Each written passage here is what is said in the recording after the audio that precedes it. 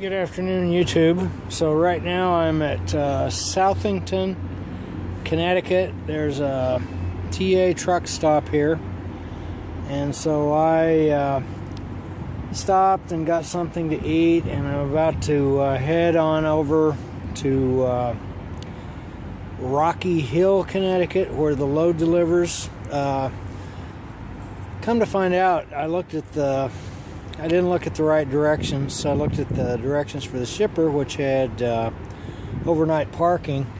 The receiver in Connecticut, here in Connecticut, it says specifically no overnight parking. So I may end up with a little bit of a dilemma as to where I'm going to park at. I may have to end up kind of coming back over here to this. This is a TA truck stop, and it's sort of, it's not a gigantic parking lot, but this is Connecticut is in kind of the northeast, and that's one of those places where there just aren't enough truck stops to go around, and so they charge for parking during the week, and then they don't bother on the weekend because there aren't as many trucks. You got a lot of during the week. You got weekly, the guys that are out there just during the week, and so there's not that many trucks in, relatively speaking, there's not that many trucks in here on the weekend, so probably can find a place to park here without too much trouble if I have to come back here later. So I made it to Rocky Hill. Let me see if I can get out of the wind here. It's really windy here today. Rocky Hill, Connecticut, to the place where the load is unloading. So right now I'm just kind of parked here waiting for them to give me a call and tell me to back into a door. So I have gotten unloaded, got the load unloaded, and so I came back over here to Southington. There's a truck stop here, TA truck stop, and so I came back over here, and there is plenty of parking, so I was able to easily find a parking place here at this truck stop, again, because it's the weekend, and so in any case, I'm here, and now I'm going to take a break, just begin my break, and so far they haven't. I'm looking down at my Qualcomm. Well, let me grab the Qualcomm and you can see it. That's what I'm looking at. So far they haven't sent any new messages. So I just, sometimes after I send the empty message, a little while later they might send something. So I'll continue to look at that until I actually.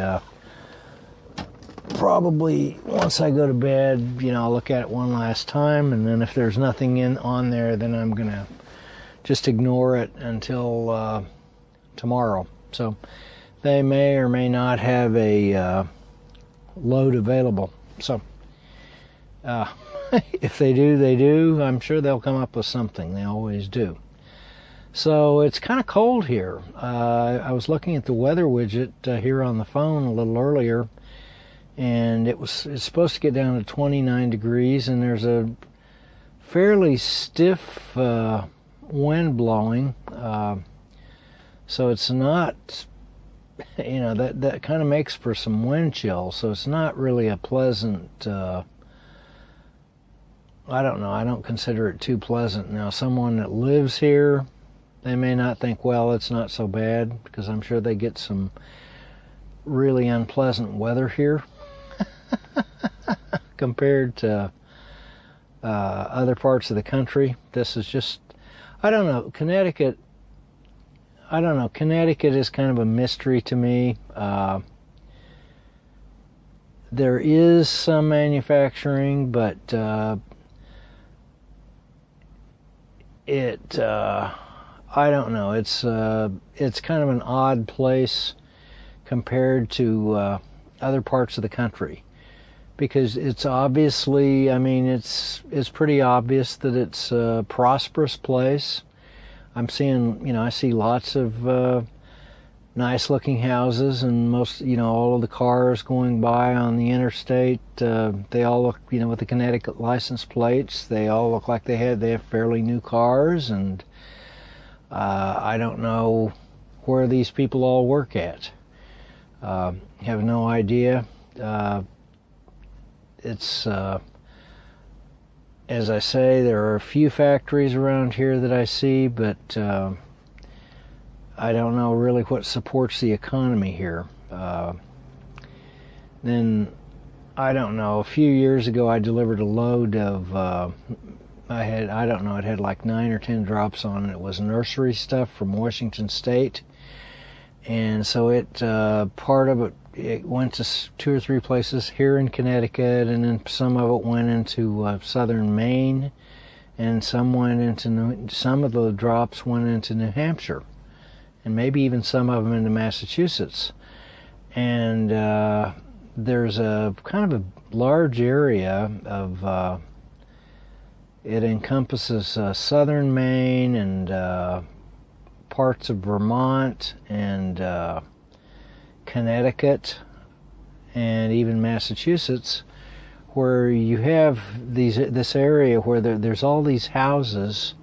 They're sort of in a rural area, and so you're sort of driving, it's kind of driving around on these rural, they're paved 2-lane roads to get to these various nurseries.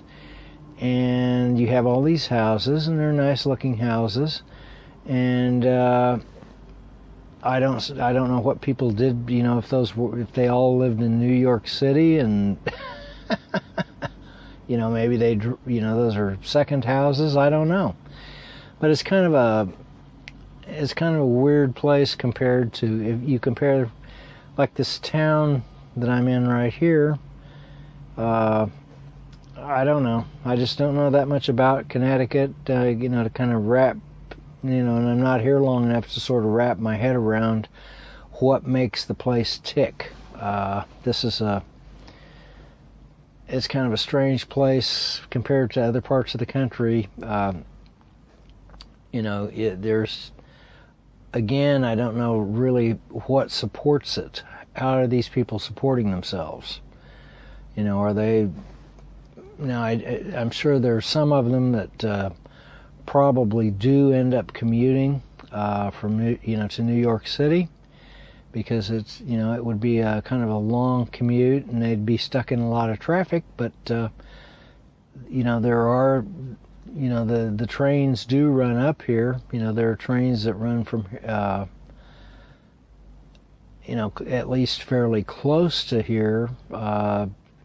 And maybe from here itself into New York City, especially the parts of Connecticut that are closer to the New York state line. So, I don't know, maybe they work in New York City, maybe a lot of them do, I don't know. It's kind of a strange place, compared to other parts of the country, again, because, you go to other parts of the country and it's relatively obvious how people are supporting themselves, but then again, I wasn't, I've only visited here, driven through here,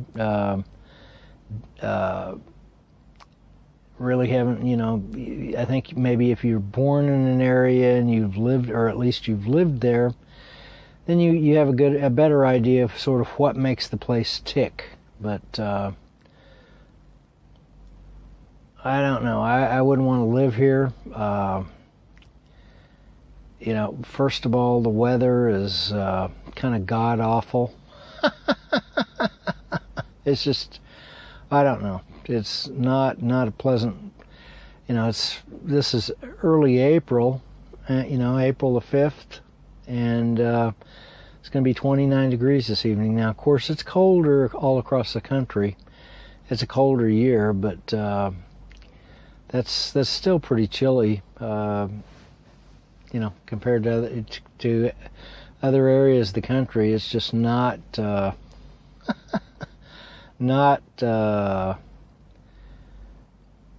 place where I would want to live anyway. So, but to each his own. Obviously, people do want to live here for whatever reason, and maybe they just, they're born and raised here. I think a lot of times people are born and raised in a place, and they don't know any different, and they think it's normal. For years, I've contended, that people that are born, let's say someone's born in New York City, or New York or New Jersey, the area right around in or around New York City, and they're sort of born in the pressure cooker. That's the only place where I've seen people get up in each other's face and just scream at the top of their lungs, and you think they're going to start hitting each other, and they don't, but they'll just scream at each other as loud as they can. I've seen them do that before. That doesn't happen in other areas of the country. But the point being that they're sort of born in the pressure cooker, and then if you take them out of that and put them, let's say you take them out and you put them out in someplace in Kansas, and they're going to feel a very real sense of anxiety because it's the people aren't around them, and they they're not in the group anymore, and the group pressure is missing, and of course they're going to end up feeling anxious because of that. Now, I was born and raised in Kansas, and the kind of the wide open spaces don't bother me at all. It's kind of pleasant. So, but I certainly I know people. There's appeal for cities. Kind of densely populated areas and so on and so forth. I understand that people like that. I don't. I'll deliver to a place like that, but if I would rather not, and I won't live in a place like that. So I don't know. It's again, to each his own. But it's kind of interesting to sort of think about, how do these people support themselves? Now, another thing that I was going to mention, you get in upstate New York and look at the houses. Upstate New York, there's a lot of really old houses, and I'm talking about the upstate part. And some of those towns, I don't know. You go to other areas of the country, and again, the houses look better, and so on and so forth. But in upstate New York, boy, those houses just really, a lot of them, I guess they keep them up, but a lot of them just look really old and sort of worn out, and and it's kind of different compared to other areas, because in other areas, even if the housing's older, they've kept it up better, and so on and so forth. And so I noticed that particularly in upstate New York, and I was also noticing that in parts of Massachusetts, same kind of thing, where the housing was just really old and run down, and that seems to comprise the town.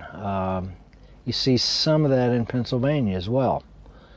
So I don't know if it's just because of the high taxes and lack of work, because those are high tax areas, and a lot of people have fled, moved to other states, which is fine, but then they kind of take their their big government ways with them, and they want, they're fleeing the taxes of big government, but then they go to another state and then they demand that the government take care of them. That's certainly true with all the people that flee.